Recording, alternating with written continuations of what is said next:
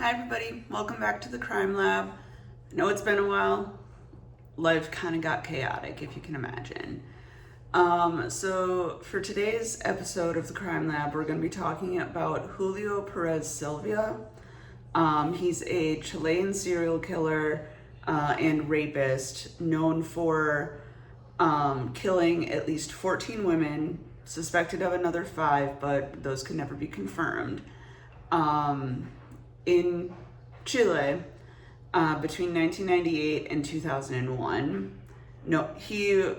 His kind of MO was he would offer free rides to like girls and women. He would then knock them unconscious with just kind of a blow to the head, rape them, kill them, and then hide their bodies in abandoned mines in the local area. Nicknamed by police the Psycho of Alto Hospicio. And then, like I said, he confessed to 14 murders, but there is suspicion that he was involved in or committed another 5, at least 5.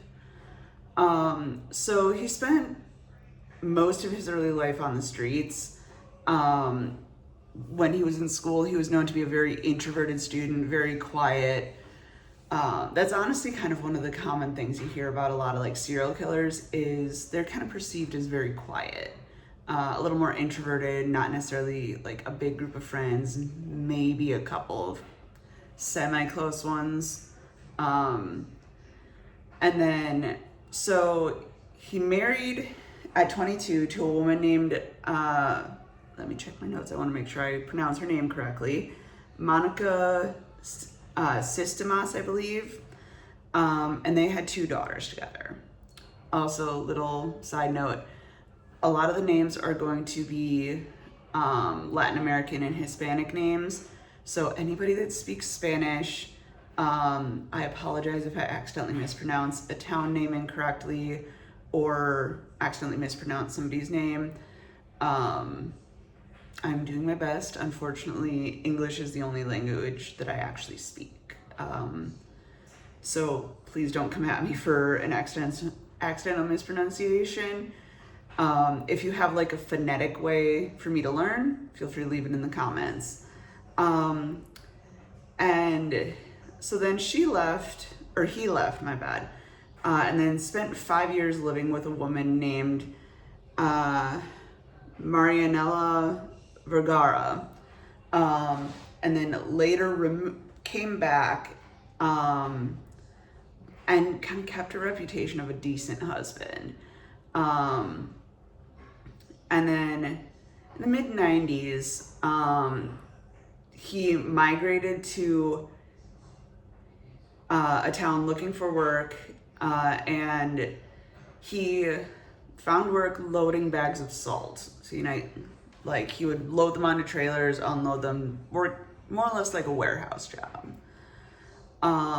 He then, while he was there, he would go to parties, meet people, met a woman named Nancy Barrero, and then they moved in together after about 2 weeks of knowing each other.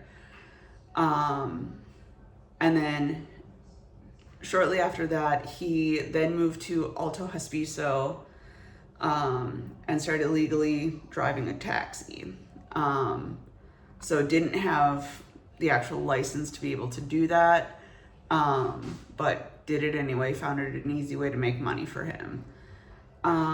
So kind of moving on to his crimes, as I said, he would offer free rides to women, and then he would assault them, hit them in the head, and hide their bodies in abandoned mines in the area of Alto Hospicio.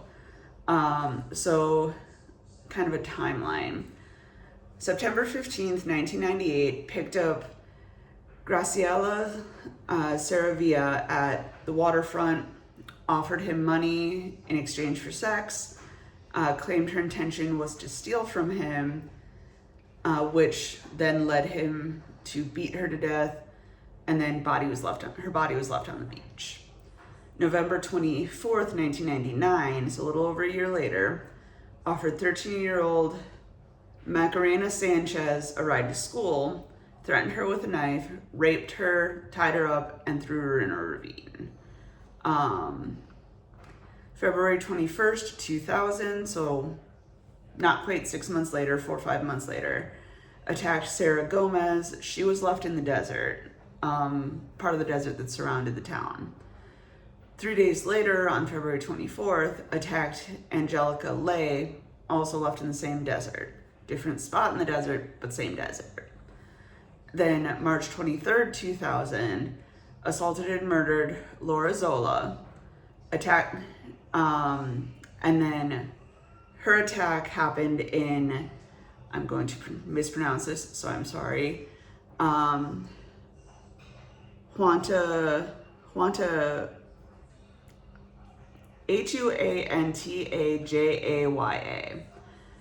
Huanta Yara. I'm screwing that up and I apologize for that.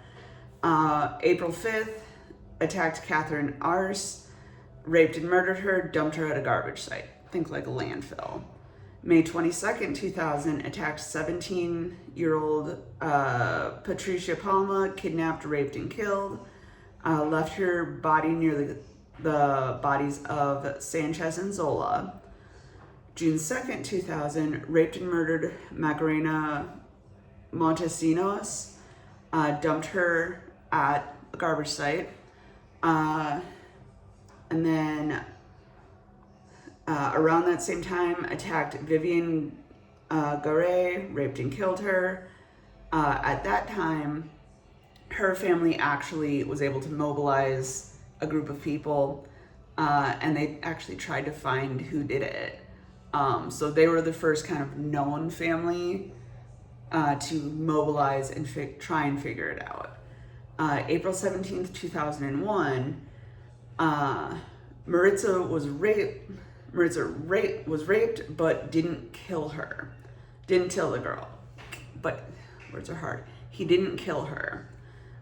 She was taken to the hospital and they actually were able to do a rape kit. So they were able to get samples of semen and everything, which actually is what kind of cinched the deal in helping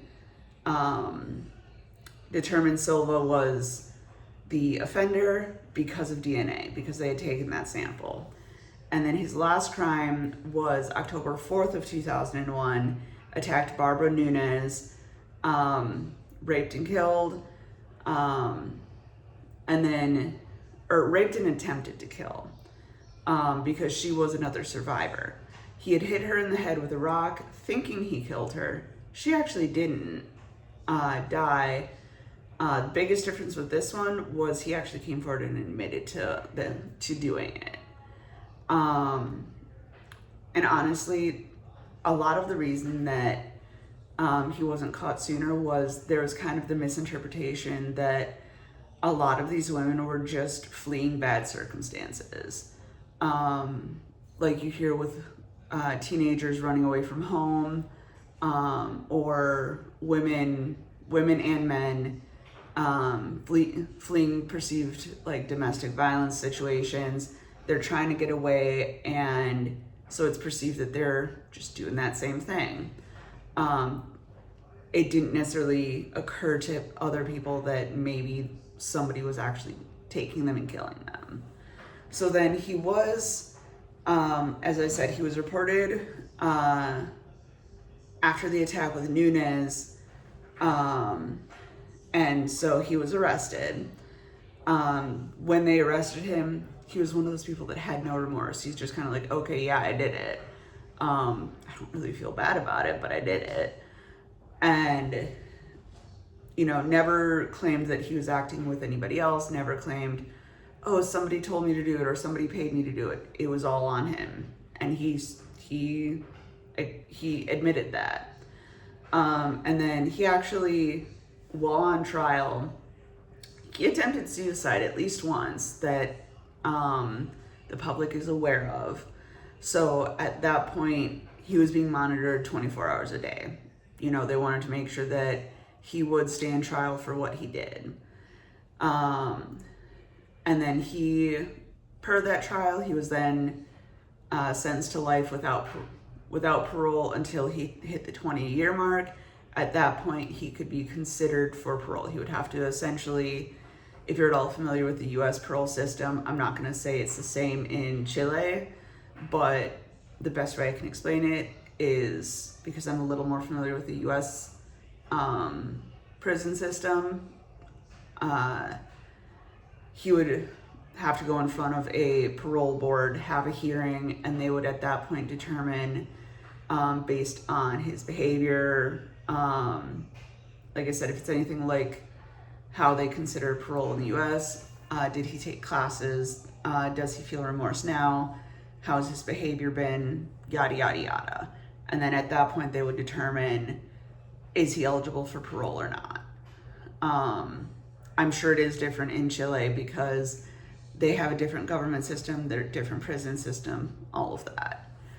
But if anybody has any comments, questions, suggestions for future videos, feel free to leave it in the comments. And please be kind if you're wanting to judge my pronunciation on some of the names. Feel free to leave how they're actually pronounced if you are a Spanish speaker, because I am always willing to learn something.